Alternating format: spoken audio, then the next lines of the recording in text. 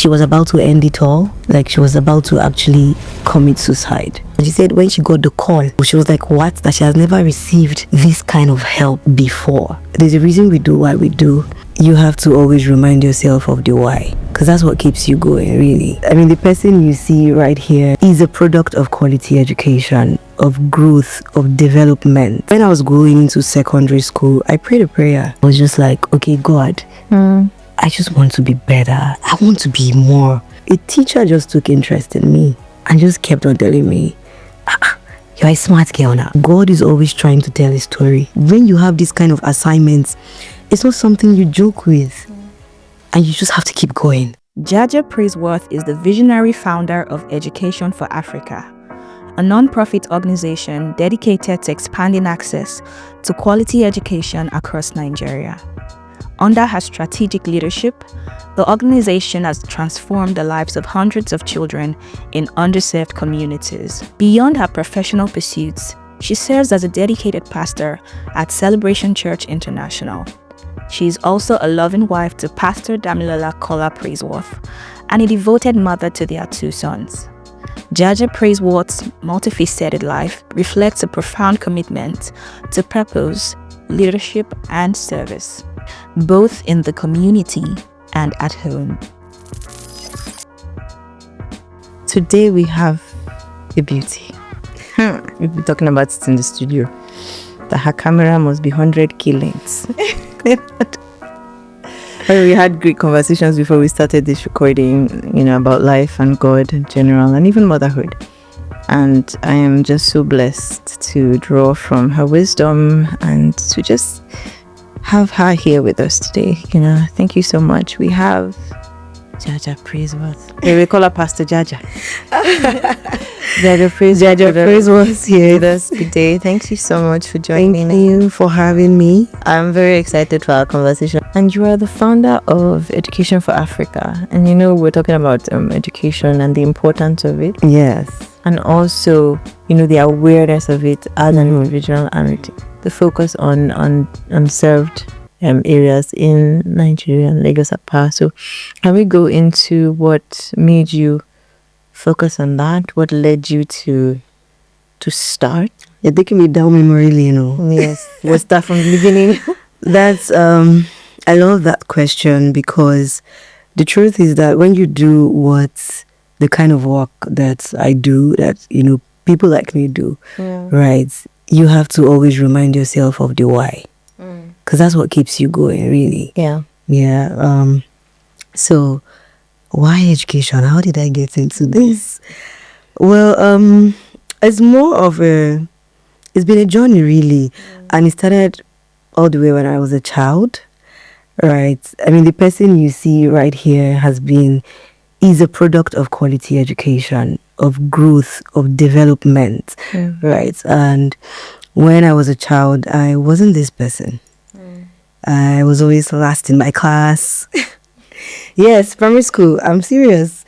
The lowest of the low. Really? Yes, the lowest of the low. Not even a spotlight on me at all for anything, right? And I went through primary school like that, just trying to get by, right? And then I got into secondary school, and something changed. Okay. I think I want to tell this story. I want to integrate this story into my faith as well, because when I was going into secondary school, I prayed a prayer. Okay. I didn't know so much. I mean, I was a Christian, born in a Christian home, but I didn't know so much about, or maybe the effectiveness of prayer or anything like that. But we used to go to church, and I was just like, okay, God, I just want to be better. I want to do better. I don't want to deal with this feeling of, never being enough. This feeling of being dumb. I want to be more. So I got into secondary school. I don't even know if that prayer was heard or not, but the events that happened afterwards, right, showed me that prayer was heard. I got into secondary school, and a teacher just took interest in me and just kept on telling me, you're a smart girl now. I've never heard that before. And just kept on telling me that, there's this thing that teachers do where they have the bright children, the bright students, yes, and they move with. I have never been in that category, but for some reason, this teacher thought that I was in that category, and just kept on pushing me. So your potential. Yes, and right from the start, I'm telling you, from JS1, I just believed. You're a smart girl, and I started acting like one. Started reading, started following the smart people, right? And it changed the trajectory of my life, the way that I saw myself. So I'm speaking to the transformative power of education. I started building, I started becoming, and then there was boldness. Things came with it. From there I took off. And it's just been better. I would say that really that's the story that led me into believing that education can change any person on the face of the earth. Once they're exposed to the right environment, the right teacher, you say words to them. You just make them see that you see them. Right? It can change anybody. And so that's what drives me. That's what brought me to this point. I went through university, finished, and I knew that this is it. This is what I was going to give my life to, what I was going to focus on. And I took it up. I worked, I started my foundation, and I'm here. Wow. I would not, if we were not having this conversation, I would not have guessed. But I'm actually really grateful because God just has a beautiful way of turning people's stories. Just turning a mess into a message, basically. Yes. And I wouldn't per se say that was a mess. It was still part of his plan. Yes. Because that is what leads you and drives you when you see people today. Exactly. So you are able to connect and relate with it because you were there. And you can share your story so someone else can say, yes, if Jaja did it, if she was able to go through this, I can, and I will. And I will. So speaking of education, and yes, it's beautiful that God leads us to right mentors when, like you said, when we ask, but also in the home, the importance of parents, also taking charge of their children's education and their own education as well. Because also children are very, very interesting figures. They copy what you do, not what you say. Yes. So if children have parents that are very, very focused on, okay, I want to ensure that my personal development and I get the best of the best for myself, they would also want that. You don't necessarily need to tell them. And even when you do, it's easier for the child to also listen to instructions. So this is for, yes, we talk about parents that have, but what about parents that are in undeserved parts of the world where they don't have this? How can they support their children? Well, I've worked with a lot of parents in this category. I mean, that's the work we do. And one thing I find is this. Most of them give up. They just don't want to keep going, right? And so what I would say is that if you are a parent and maybe, you're struggling, you're in an underserved community, you already have so much on your hands. I mean, most times we can't blame them. Yeah. Right? Yeah. But what I would say is this: don't give up on your child. That's the one rule. Don't give up on your child or your children. Right? If you can access free schools, why not? The public schools are free. Try as much as possible just to let them know that I'm vested in this. I want you to get an education. If it's a low-cost private school, put them there, right? If you need to seek help, seek aid, try as much as possible. But one thing you owe your child is that you do not give up on them. Because the truth is that child, through education, has the potential to break the cycle of poverty in your family. And so you need to show them that I believe that you can end this thing. So go to school. They say even though na only book where you just do book, you get. And then when they come back home too, don't make them feel like you are just allowing them to do this book. Let them see it as their lane. I'm sorry, pun intended. As their lane, right? Yeah, right. To change something in their family, to just break that cycle and do something. So when they are home, allow them to do their homework. Support them. They tell you, mommy, daddy, I want to go for a lesson. Allow them. especially if it's not going to cost you extra. If they tell you, oh, there's a foundation that wants to do this and this, you know, and you know they are doing maybe a co-curricular in school, I want to stay back for this co-curricular, I want to sign up for this, I want to go for this camp, because organizations are doing this thing. But we have parents that don't believe. They stop trying. They're doing the barest minimum, and they just want their child to just follow in their footsteps. So I would say, just believe in them, allow them to go, allow them to take advantage of those opportunities that foundations like ours are even bringing up in the first place. That's what I would say for that. Thank you. Thank you for being a foundation that is changing lives. You know, and speaking of changing lives, can you share a story about a student or a community or just a family, that has been positively impacted by your NGO? Thank you for that question. Sometimes you do the work you do and you don't want to keep scores. But the truth is that when you get some testimonials, it humbles you and it keeps you going, right? So I would say that one thing that has really stood out to me, at least in the last 1 year, we do this thing where we support school fees, we give scholarships, termly, every term, and we identify the most vulnerable households. Those are our targets. When I say most vulnerable households, I'm talking about single parent households, mostly single parent households, and then maybe households that the father is not active or the mom is not so active, not working, or households with a lot of children but with very little income. So we did what we do, last year, and when we went to take some testimonials, because people will not donate to if you don't get testimonials, so we went to get some testimonials, and I got a testimonial that really humbled me. The lady said that she was about to end it all, like she was about to actually commit suicide, because she has 2 daughters in school and she's a single parent, and she has been owing the school for so long, for multiple terms, and they were even going to just stop. The principal was going to stop, yes, and then we just paid. I just said them send the list, single parent, and we did that. We supported the fees, and she said when she got the call, like it was like a whole body, she was like, what? That she has never received this kind of help before, and that just humbled me, humbled myself and my team, and it just told me that there's a reason we do what we do, and also the faith perspective that God is always trying to tell a story. When he has given you a vision, there's something he's trying to tell. There's someone he's trying to deliver. Someone he's trying to help. The Bible calls him the God of the vulnerable. He's the husband to the widow. He's the one that sees their need. So it just brought me to a point of, when you have this kind of assignments, it's not something you joke with. And you just have to keep going. So even if it's just this one story I get, it's enough to keep going.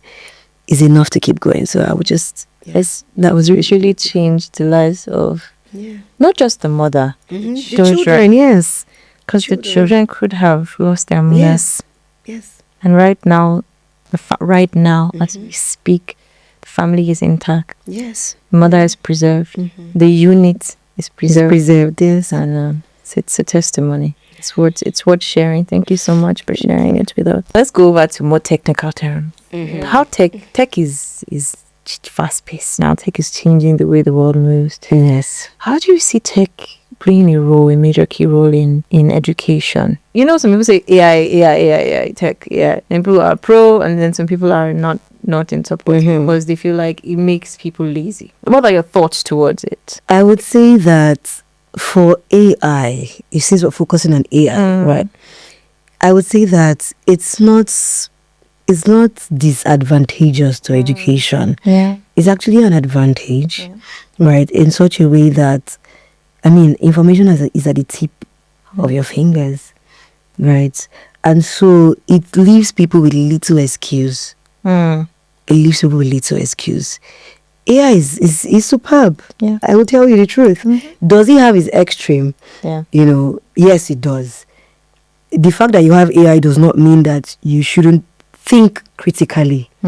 Because the AI we have, even to prompt AI to do some things, it takes think. what you have inside of you. So you shouldn't take away that part of you, developing yourself and building yourself. Because you can prompt AI will give you nonsense. Yes. And you still have to correct. And you still have to, you still have to correct. AI works with what you give it. Yeah. So it doesn't take away the part of your personal self-development, improving yourself daily. Right. But when it comes to education, AI is so important, especially when it comes to reaching the underserved.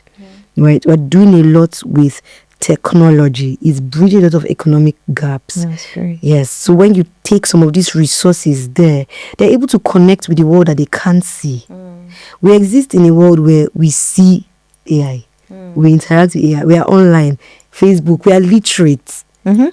Yeah. But a lot of children are still struggling to even see this world outside. So the fact that they are able, technology has gotten to that point where you can bring it to them. They can learn, they can interact with this technology to be able to grow. It's something. It does something to their mind. I think that's what I would say for that. And even on the flip side, not just the children now, for the teachers that are, going along with these children. You can't have a teacher in a primary school or secondary school in this age and time, because it's the 21st century everywhere. It's everywhere. It's not just in one part of the world. It's not just in this room where we are. It's the 21st century in those communities. But when you go there, it doesn't look like it. So even for the teachers, we have to train the teachers to be able to show the children that this is the 21st century. What are the things they are using? What are the digital tools they are using? What are the digital resources, right? Are they being equipped for this? Because it is important. You can't take technology. If a child is going to excel, or if you're going to excel in education in this world, the world is moving fast. Education has to align, both in underserved communities and in served communities. Thank you, Elsie. That's a good way to see it. I like the way your mind took it, and how you've been able to explain it to us. Very, very good. Especially the fact that and you said it too, that AI kind of bridges the gap, and it also makes it, a level playing field for children. Exactly. Which they didn't have that information then, they do now, so they are able to compete with their peers. So for someone who wants to go into this line on her own lane, or on their own lane, what piece of advice would you share? I would say that this is a line that I would call more people to go into. So if you're on that path, I would say please don't be discouraged. Let me look at you. Don't be discouraged, okay? It's a noble path.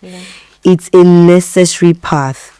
It's a path where you don't struggle to see impact, because there are people waiting to be impacted, right? So I would say take up your mantle. Excuse my term. Take up your mantle, take up your vision, and keep at it. It is not an easy path. I think I've hinted at that a little in this conversation. You've hinted it a lot, so they know. It's not an easy path, because what you need to understand about work like this, about work that entails helping, right, and even seeking the funding to help, you can easily get discouraged. Why? Sometimes you would help, and the people you help, maybe the children or the parents, they don't even understand what you've done for them. So don't make it so much about them. Make it about what you have set out to do. Sometimes you will help, you will not get testimonials, but you keep going. You keep helping because you know what you're doing.